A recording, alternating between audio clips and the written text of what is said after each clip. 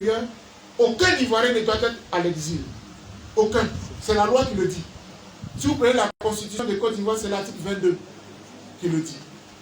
C'est pour ça que dans toutes les chaînes de télévision où je passais en Europe, je disais, il faut que le président Ouattara fasse tout pour que Gbagbo rentre parce que c'est un droit de l'homme. On n'a pas le droit d'être à l'extérieur. Moi-même, j'ai parlé pour moi aussi. Donc, il a posé des pas. Le président Gbagbo est rentré. Il a posé des pas.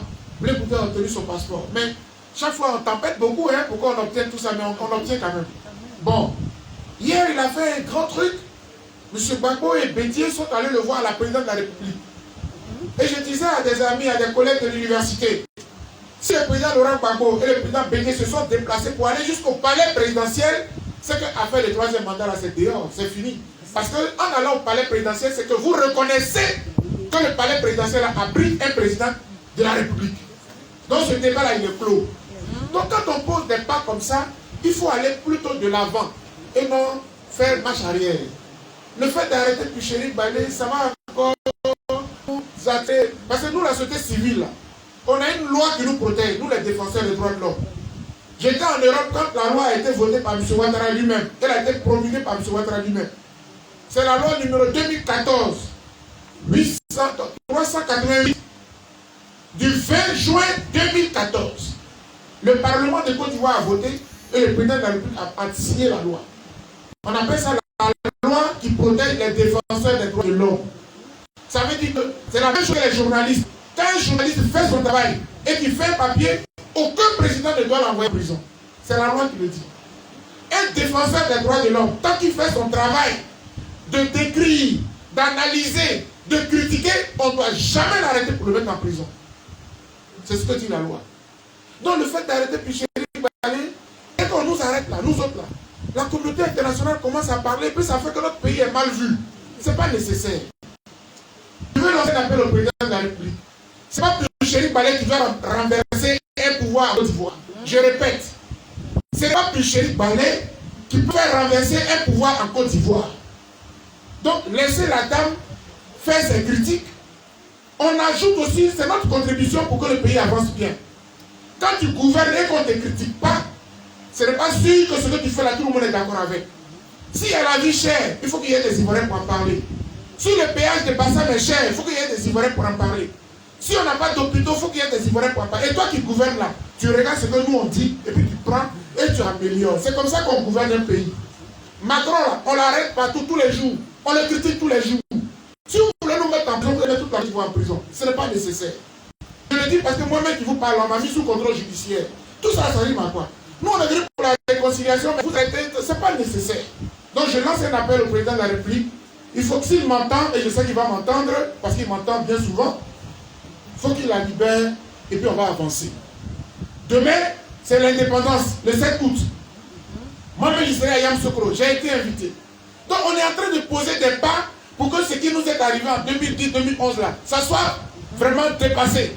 Et que tous les Ivoiriens, quel que soit leur bord politique, regardent la Côte d'Ivoire de demain au lieu de nous mettre dans les petites palabres qui ne nous font pas avancer.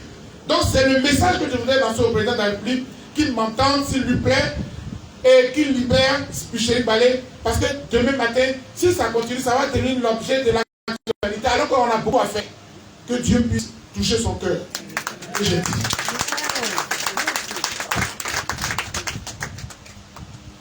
Deuxièmement, j'enclenche en même temps sur les deux sujets. Vous allez voir que je vais aller très rapidement pour que si les journalistes ont quelques questions, ils les posent.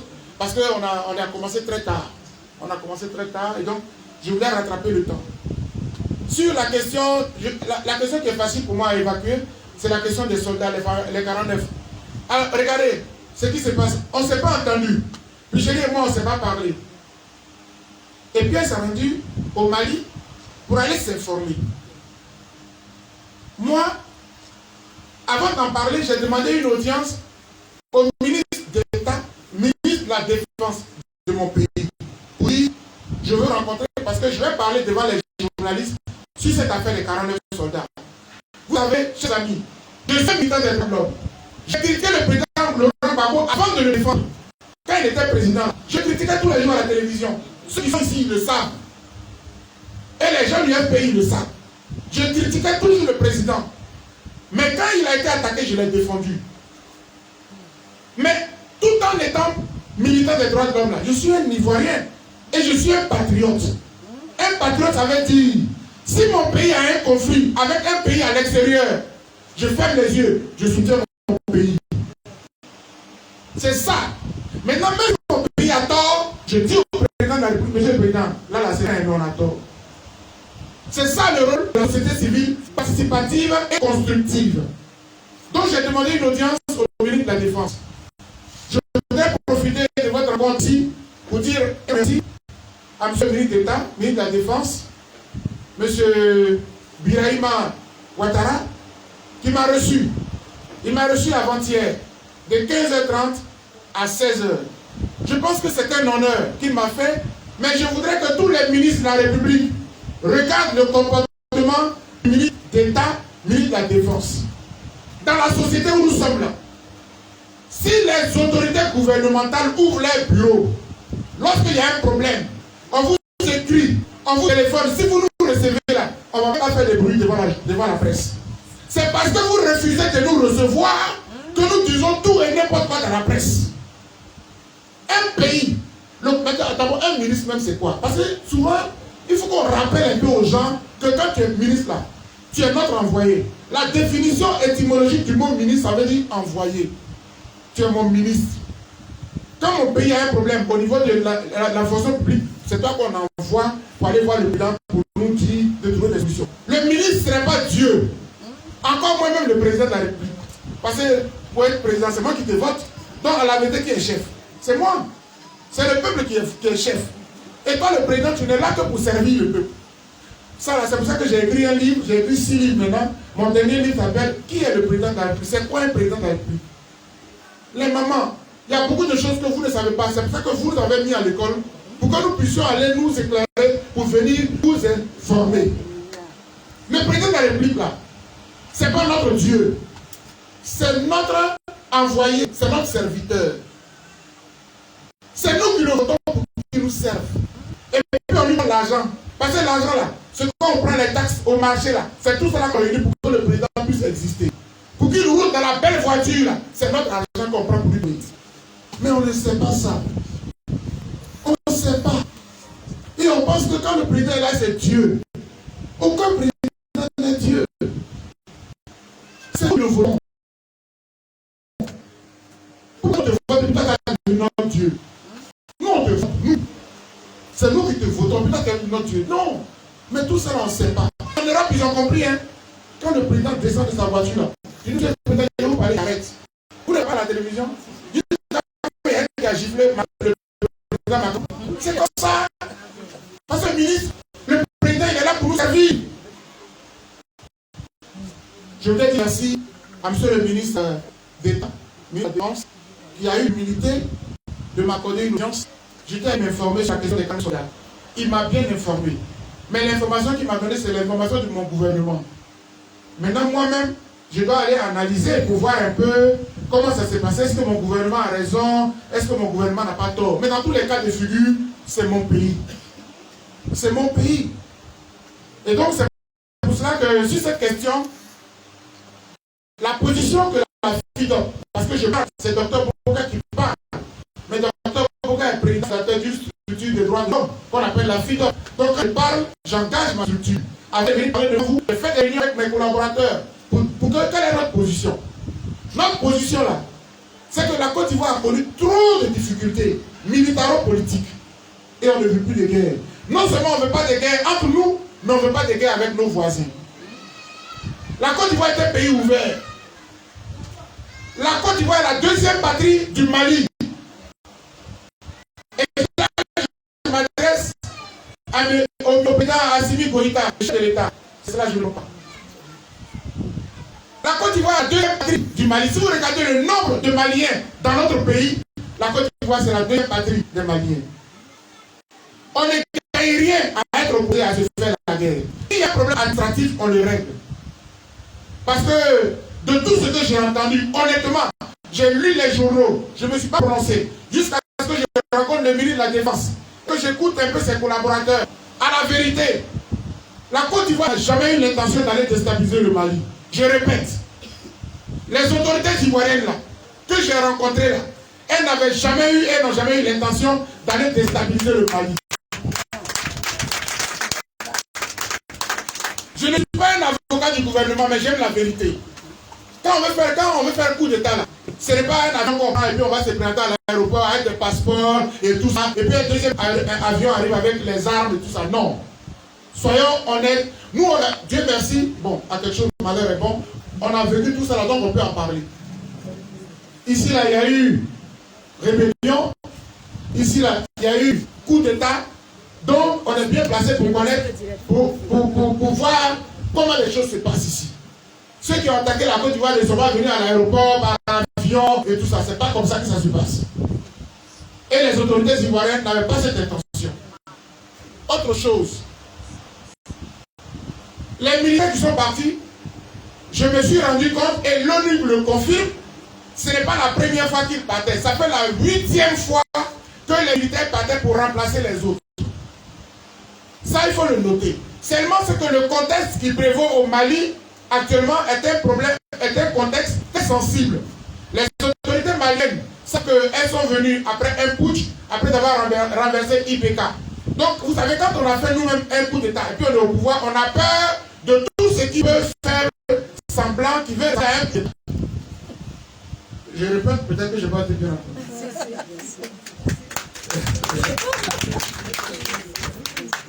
C'est-à-dire que quand tu as fait un coup d'État, tu as peur de tout ce qui ressemble à un coup d'État. Même si ce n'est pas un coup d'État, tu penses qu'on vient te renverser aussi. Donc, c'est le contexte. Et puis en même temps aussi, le Mali a été vraiment, ils n'ont pas été contents. Et ça, sur les télévisions, notamment Afrique Média, j'ai soutenu Assimi Goïta sur ce point-là. Pourquoi? Et je vais le répéter pour que les journalistes le notent très bien. Le Mali, on est fiers des jeunes qui sont au pouvoir. Pas parce qu'ils ont fait un coup d'État à IPK, mais parce que quelque part, ils ont répondu aux besoins du peuple à un moment donné. Le peuple était soulevé contre IPK, et puis le pays était bloqué pendant 6 mois. L'imam Tico, tous les vendredis, demandait aux Maliens de descendre dans la rue, ça a duré 6 mois. Ni la CEDEAO, ni l'ONU, personne n'est intervenu pour les sauver. Et c'est comme ça que les militaires ont dit, le pays ne peut pas être bloqué comme ça depuis 6 mois, on prend nos responsabilités. Voici ce qui s'est passé. Et donc, ce qui nous plaît chez ces militaires-là, c'est que c'est le courage qu'ils ont à affronter la France. Parce que je le dis tout net, on aime la France, on n'a rien contre les Français, mais on a été colonisé, maintenant on veut respirer de notre indépendance. C'est ça le problème. Et donc, les jeunes militaires qui sont là, ils ont le courage de parler, parce qu'eux, ils ne sont pas politiciens. Les Ouattara, Bédier, Gbagbo, tout ça, ils font la politique. Donc quand ils parlent au président français, il y a diplomatie, les enfants, ils sont militaires. Il dit l'armée française, on ne veut plus. Ça aussi, nous, Alpha Blondie n'a pas chanté ça. Alors, parce que l'armée française, ça nous ridiculise. On dit on est indépendant, on n'est même pas capable d'assurer notre défense. Et on a encore besoin de l'armée française. Donc quand les militaires font ça au Mali, toute l'Afrique est fière d'eux. Donc ce que je veux envoyer comme message au chef de l'État malien aujourd'hui, au président au président Assimi Goïta, c'est de tout faire pour s'entendre avec le président Ouattara. Pour que les deux pays frères restent frères. Que les deux pays frères restent frères. Et ça vraiment, s'il m'entend, c'est le message que je veux lui envoyer. Tous les Africains, les intellectuels se sont levés pour que le Mali quitte sous l'embargo, sous les sanctions de l'ONU, sous les sanctions de la CEDEAO. On a soutenu le Mali. On a soutenu le peuple malien. Ce n'est pas maintenant là on va venir se mélanger entre nous. Non, c'est le message que je lui envoie. En même temps que je lui envoie ce message, je voudrais envoyer le message aussi à mon président, au président Ouattara. Monsieur le président Ouattara, vous êtes à la sous-région, vous avez le respect de tous vos compères chefs d'État. Je ne parle pas des problèmes internes qui nous ont divisés, parce que moi-même, j'étais toujours opposé au président, je vous ai beaucoup critiqué. Voilà, on a dit tout ce qu'on voulait, qu'on a laissé. Vous avez qu'un enfant à l'exil, hein, vraiment, les paroles qui sont dans son ventre, cadeau. Ça, en exil. Et tu te dis, mon pays est riche. Je suis là, je souffre, j'ai les plans ici dans le phare. Et tout ça, j'ai laissé mes enfants. Donc tu attaques le président. Donc le président lui-même, il a attaqué beaucoup. Mais je lui suis désolé d'avoir accepté que je puisse revenir au pays.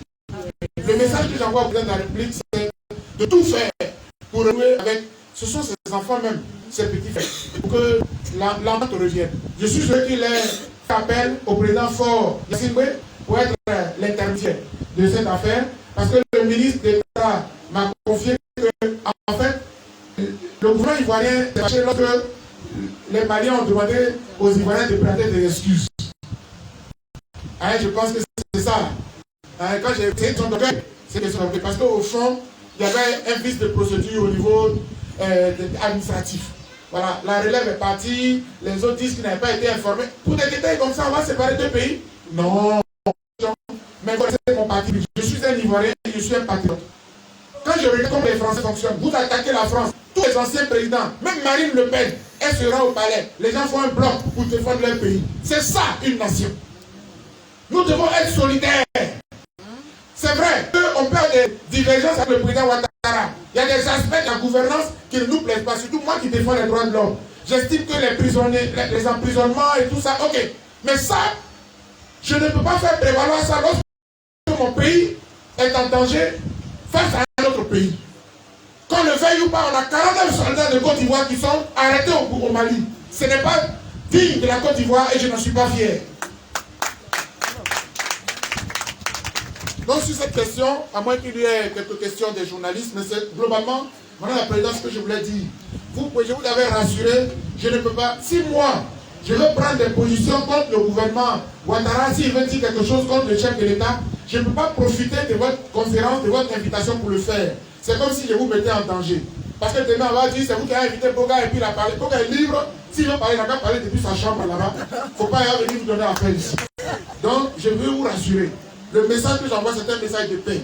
Je voudrais qu'il y ait la paix entre nos deux pays, parce que c'est ça qui nous fait profiter. C'est pour ça que... Voilà. Merci, merci. Maintenant, je vais finir sur la question de la polygamie. Là. Wow.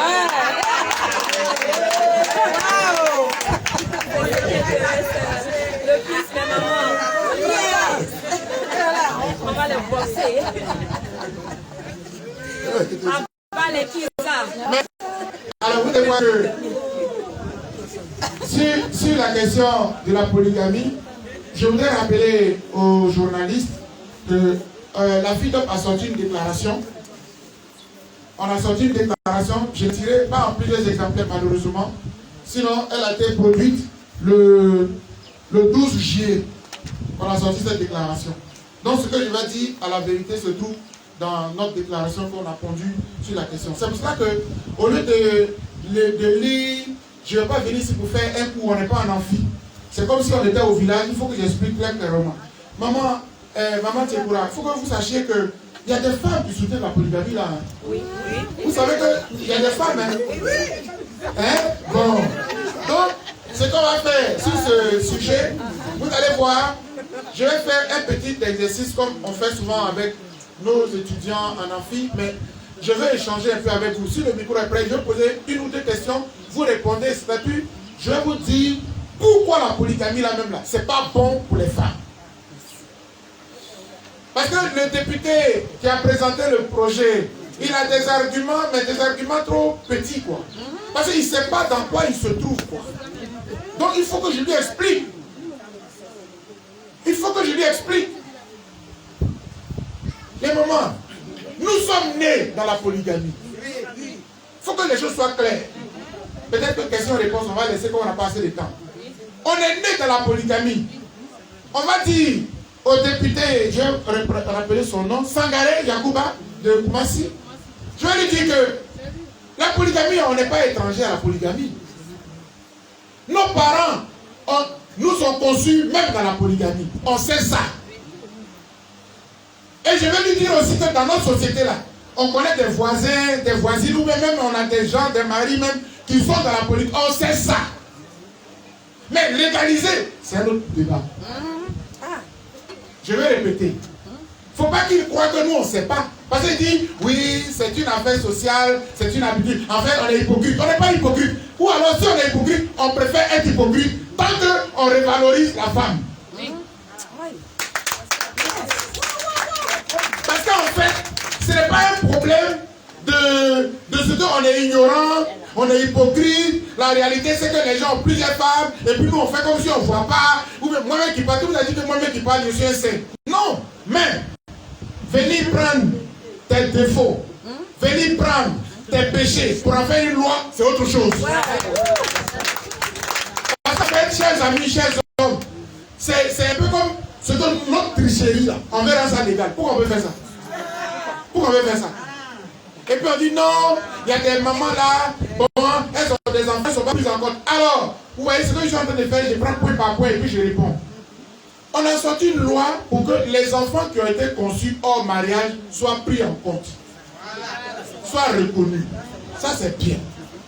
Maintenant, si dans notre pays, les mamans sont lésées, parce qu'elles ne sont pas dans le foyer, elles sont dehors.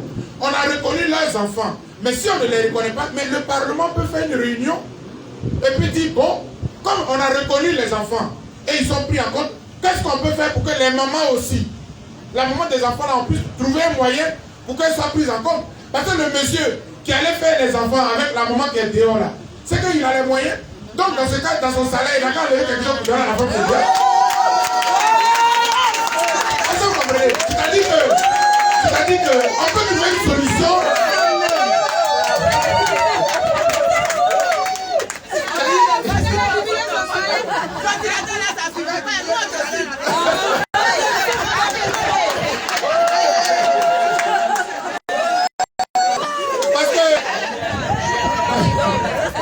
Parce que en fait, je veux que ça passe. Les journalistes sont là.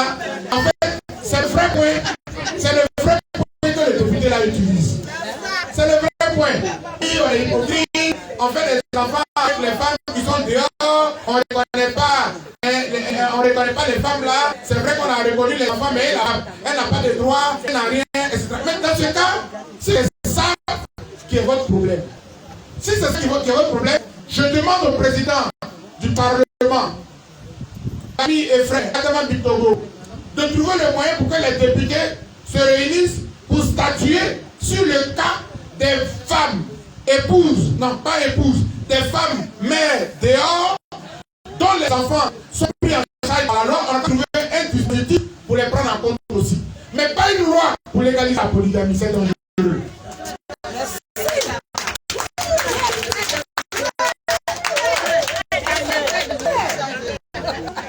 Je dis que c'est dangereux parce que je prends des raisons pour terminer mon exposé.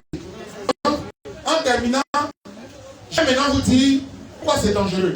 Dans notre lecture, il y a deux points qui nous embêtent. Il y a deux choses. Le député là, Sangaré Yacouba. Ouais, Sangaré Yacouba. Je vais lui dire, en tant que député de la nation, il a une mission. La Côte d'Ivoire d'hier n'est pas la Côte d'Ivoire d'aujourd'hui. Je vais répéter pour que le député comprenne très bien. Hier, nos mamans n'allaient pas à l'école, elles ne savaient ni et ni. Aujourd'hui, là, le taux des femmes analphabètes, là, qui ne savent pas lire, là, ça a diminué. Les femmes ont évolué. On se bat pour que les femmes soient au même niveau que les hommes. Chère maman, vous savez pourquoi je n'aime pas la polygamie et nous, défenseurs des droits de l'homme, on n'aime pas la polygamie. Je vous le dis. En 1948, le 10 décembre, l'ONU a organisé une réunion à Paris, dans le monde entier. En 1948, après la Deuxième Guerre mondiale, en 1948, à Paris, on a adopté un livre, une loi, un texte qu'on appelle la Déclaration universelle des droits de l'homme. La première phrase qui est écrite dans cette loi-là, dans ce texte-là, dit, et je vais vous citer ça, tous les êtres humains naissent libres et égaux en dignité et en droit. Point. Mais c'est une phrase qui est très forte. Cette phrase-là, elle est venue pour donner aux femmes la valeur qu'elles n'ont jamais eue dans notre société. Amen. En France, comme en Côte d'Ivoire, comme aux États-Unis, la femme n'avait pas de valeur. Et au fur et à mesure que la société a évolué, les femmes se sont battues pour qu'on les reconnaisse comme égal de l'homme du point de vue de la dignité et de la valeur. Dieu nous a créés égaux, hommes et femmes. Même s'il y a un chef de famille, ça c'est autre chose, il faut le reconnaître. Je ne suis pas en train de dire que dès qu'on retourne ici, mon mari n'a plus de valeur, mon papa, non, tu ne peux pas dire ça. Il est toujours le mari, il reste le père.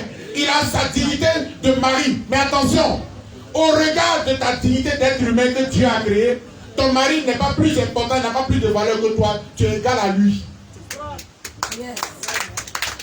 Nous sommes égaux. En dignité et en droit. L'homme et la femme. Et aujourd'hui, regardez le monde.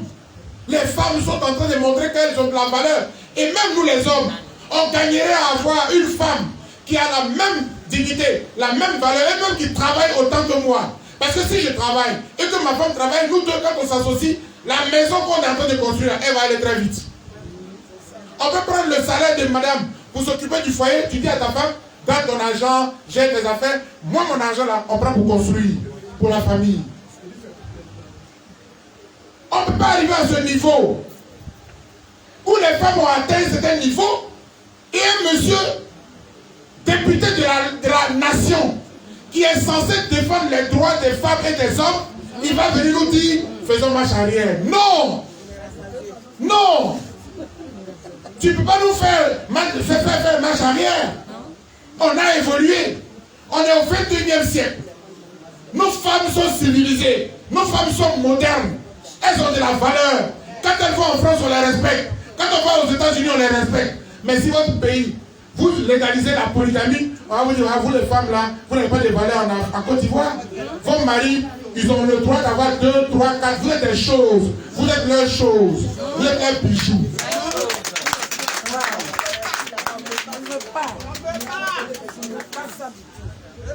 Donc, je le dis, chères dames,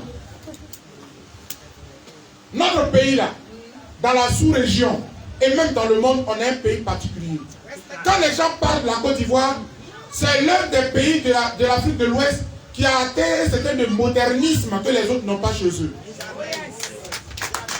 Ça, je le dis, ce n'est pas de la vantardise, c'est la réalité. On a ouvert nos esprits. C'est pour cela que tous nos frères de la sous-région viennent ici. Parce qu'ici, là, il n'y a pas une religion qui compte. Il n'y a pas une église au-dessus de quelqu'un. Il n'y a pas une mosquée au-dessus de quelqu'un. C'est un pays libre. Le pays est tellement libre. Quand un Américain vient ici, un blanc vient ici, il se sent à l'aise. Mais en même temps, on a barricadé, il y a des limites. C'est pas parce que le pays est libre d'esprit qu'on va venir faire l'homosexualité. Non. C'est pas parce que le pays est libre d'esprit qu'on va venir faire n'importe quoi. Non. Comment? T'as un bidon comme ça? Tu vas venir, tu as regardé la polémique. Mais attends. En 1964, les premiers députés de Côte d'Ivoire, ils étaient réunis. Ils ont pris une loi pour dire, dans ce pays où nos parents avaient 3, 4 femmes, désormais, vu que le pays commence à évoluer, pour rentrer dans le concert des nations, on va instaurer le mariage monogamique. Et puis on a instauré. Quand on fait le mariage monogamique, là, ça consolide. Parce que la polygamie a beaucoup de conséquences, vous le savez très bien. Dans tous les foyers où il y a la polygamie, on n'en finit pas. Non seulement l'argent du mari ne suffit pas, mais en plus, il n'aime pas toutes les femmes au même niveau.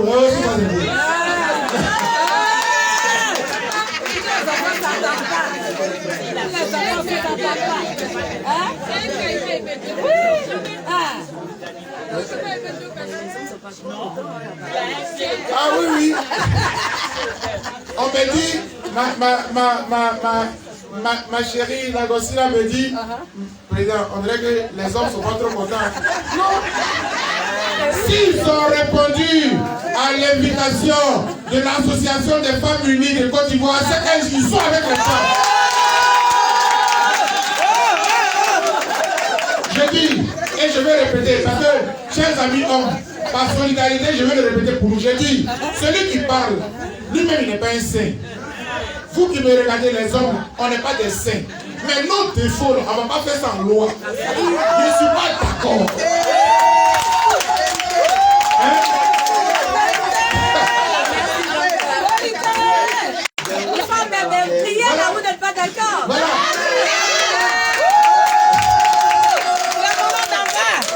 Et donc, je je disais qu'il y a deux choses qui font que vraiment, sur la question du député, il nous fait faire marche arrière. Je disais qu'il y avait deux sujets, deux points principaux. Premièrement, c'est que les femmes ivoiriennes ont vraiment évolué. Et du point de vue, au regard même de la mentalité, de la civilisation, du monde en général, elles se hissent au même niveau que toutes les femmes du monde. Et notre pays a fait un pas. On est l'un des rares pays dans le monde où, vous voyez, même le taux des étrangers suffit même pour que vous compreniez qu'on a un brassage culturel incroyable. Regardez l'hymne national de notre pays, l'hospitalité nous impose de s'ouvrir aux autres. On n'a pas de problème avec ça. Un pays comme ça, vous n'allez pas venir dire instaurons la polygamie. Je vous assure, et ça je mets quiconque au défi, vous légalisez la polygamie aujourd'hui, le lendemain matin, vous allez voir les souffrances des femmes. Dès qu'une femme parle, ah bon tu parles, je vais prendre une autre. Mais ce sera le désordre. Et puis les femmes ne seront plus valorisées, ne seront plus considérées dans notre pays. Je refuse cela. Je refuse cela.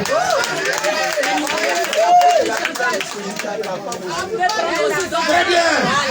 Maintenant, oui, maintenant, il me rappelle un autre argument.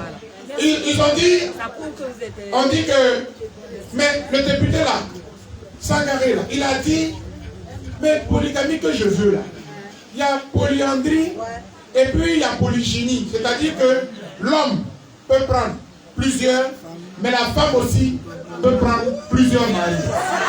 Je vais dire, vous insultez l'intelligence des femmes. Vous insultez l'intelligence des femmes. Citez-moi un seul pays au monde. Citez-moi un seul pays au monde. Mais citez-moi quelle culture où une femme peut se permettre d'aligner deux hommes. Peut-être des vagabonds, ils ne savent pas même les vagabonds, ils ont une difficulté. Non, cher frère, monsieur le député, soyons sérieux. Vous savez très bien que ça ne fonctionnera pas. En fait, si ils veulent avoir bonne conscience, en disant non, on n'a pas dit seulement les hommes et les femmes. Vous savez très bien que la femme, elle n'osera jamais, une femme qui se respecte, aligner deux hommes. C'est pas possible. Et même dans notre culture, ça se fait déjà. Non, mais je sais. Mais ça c'est, oui, très bien. Mais vous savez, c'est très infime. Même la polygamie encore en Afrique ici, on a quelques États, le Niger, le Sénégal. Mais ils ont permis l'option. Le Sénégal l'a mis, n'est-ce pas? Le député a cité, je la liste ici. Voilà. Il a cité le Kenya, la RCA, donc la République centrafricaine, le Congo, le Mali, le Sénégal, l'Afrique du Sud, le Cameroun, le Gabon, le Burkina. Voilà. Vous voyez, on va citer quelques pays, polygamie. Mais la polyandrie, là, où les femmes ont plusieurs maris, là, il n'y en a même pas. On cite souvent la Mauritanie, mais il n'y en a pratiquement pas dans le monde entier. Il n'y en a pas.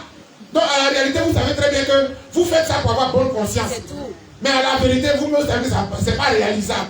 Donc, arrêtez un peu d'être. C'est là où l'hypocrisie règne. C'est vous qui êtes hypocrite. C'est-à-dire, vous voulez mettre à l'aise, vous dites non, on n'a pas dit seulement les hommes. Si les femmes viennent en camp, vous savez très bien que ce n'est pas vrai. Non seulement ce n'est pas dans notre culture, parce que la loi aussi, la loi c'est à partir de la culture. Et le député l'a reconnu. C'est parce que dans notre culture, nous-mêmes là, on est des enfants des polygames. Donc, le fait qu'on légalise, ça fait partie de notre culture. Mais ce que je lui dis, c'est que c'est dépassé.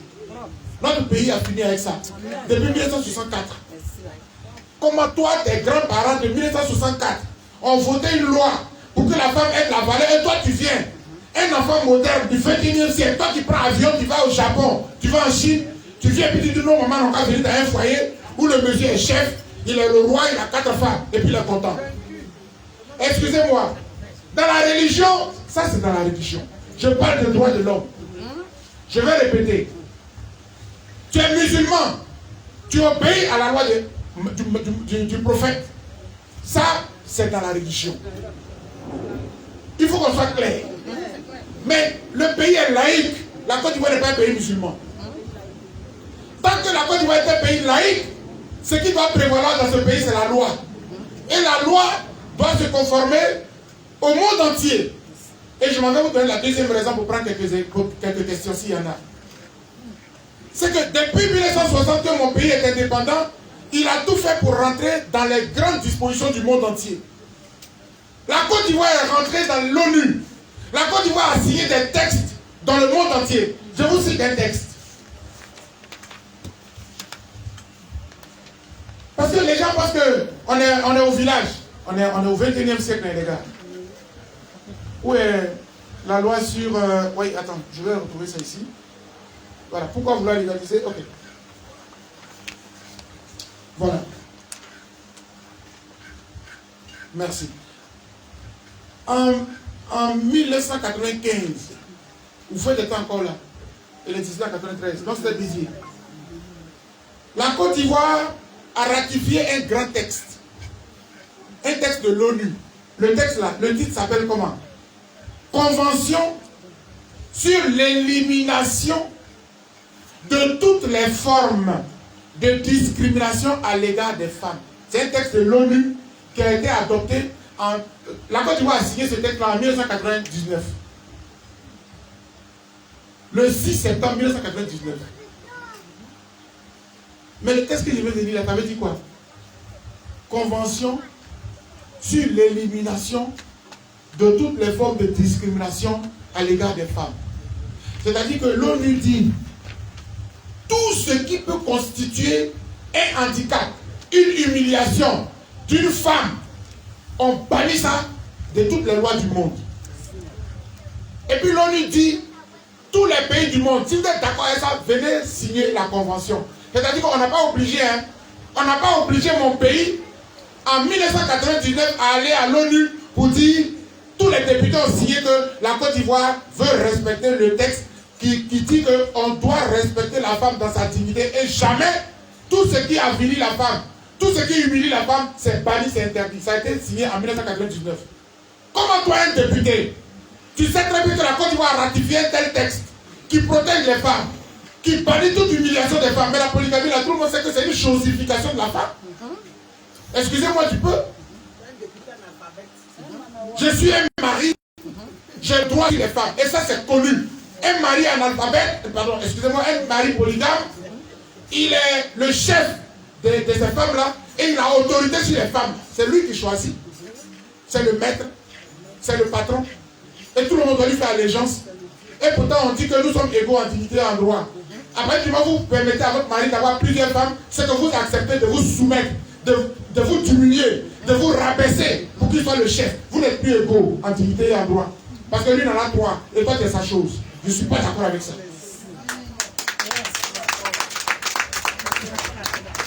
Donc la deuxième chose que je vais dire à ce député, c'est qu'en fait, même la loi là, pour qu'elle passe, si jamais cette loi est votée par les députés ivoiriens, on serait obligé de changer la constitution de Côte d'Ivoire.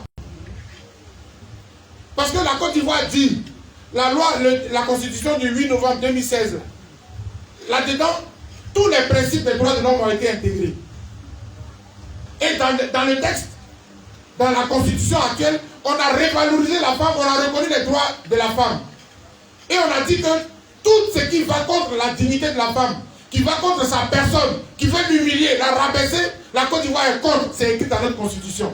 Donc si la loi de ce député-là passe, on est obligé de changer la constitution de Côte d'Ivoire. C'est faire marche arrière. Je vais conclure sur cette question pour prendre quelques questions s'il y en avait.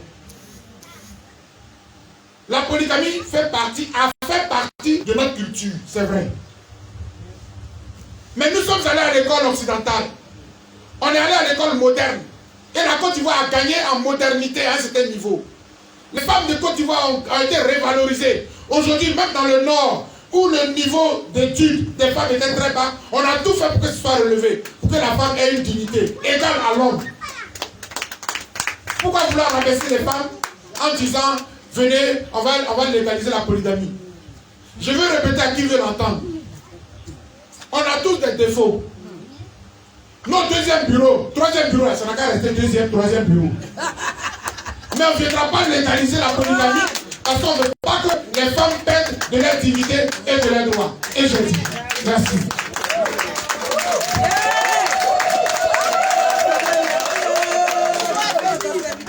Ok, merci, monsieur le conférencier, le docteur Koga.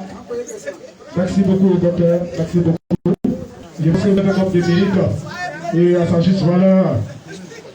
L'apprécier autour du projet Kenkana, Madame Aignan, Nicoté Kouva, ce n'est pas des hasards. Et de passage, nous disons merci à la chefferie Kenkana par Eros Sa Majesté, ainsi que sa notabilité, que j'espère derrière. Je dis merci aussi au tout puissant président, voilà, la Fédération des associations de tout le Pleu, le monsieur qui vient de passer, il s'appelle Son Thomas, les amis de tout le Pleu. Nous avons 3 questions seulement. 3 questions, oui. Ok, je vais vous excuser un peu. Ok, première, essayez de vous enregistrer. Essayez d'enregistrer d'abord ceux qui veulent poser des questions. Voilà. Enregistrez d'abord ceux qui ont des questions à poser. Le temps avant, monsieur, s'il vous plaît. En discutant, le temps avant. Essayons d'être organisés, s'il vous plaît. Vous enregistrez rapidement. Quels sont ceux qui posent des questions, s'il vous plaît? C'est vrai? Monsieur, s'il vous plaît. Ah bon? D'accord. On va les saluer. Non, pas les organes.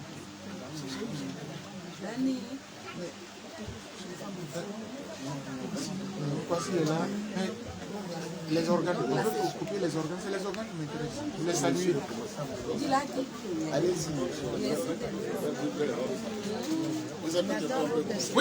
Oui. Bien. Merci docteur pour votre brillant exposé sur les différentes thématiques qui nous ont été données. En ce qui concerne la thématique des 49 soldats, on va commencer par là. On peut se présenter, oui. Voilà. On peut se présenter. Je suis Mamadou Karamoko de la rédaction Le Débat Ivoirien. Le débat Ivoirien, d'accord. Hier, nous avons une rencontre entre le ministre d'État, le ministre de la Défense, Téné Birahima Ouattara, avec les familles des soldats retenus au Mali. Très bien. Et là, il a rassuré les familles pour dire qu'il y a des négociations qui sont en cours au Togo pour pouvoir libérer nos soldats détenus là-bas. Vous venez de dire dans votre exposé qu'il serait peut-être, on pourrait dire que dans cette négociation, il y aurait une question d'ego. Puisque les autorités maliennes auraient demandé aux autorités ivoiriennes de présenter publiquement des excuses. Mais si c'était le cas, pourquoi, pour une question d'ego, pourquoi nous allons faire de cela un problème? On voudrait savoir, est-ce que c'est réellement le problème d'ego qui est au centre des négociations entre la Côte d'Ivoire et les autorités maliennes? Je voudrais savoir. D'accord, merci. 2. Concernant la question de la polygamie, dans votre exposé tout à l'heure, vous avez dit qu'il ne faudrait pas que nous prenions nos défauts pour en faire des valeurs et en faire des lois. Mais quand vous le dites, vous frustrez en même temps une autre frange de la communauté qui est ancrée dans une autre religion qui prend ces valeurs-là comme un principe de vie.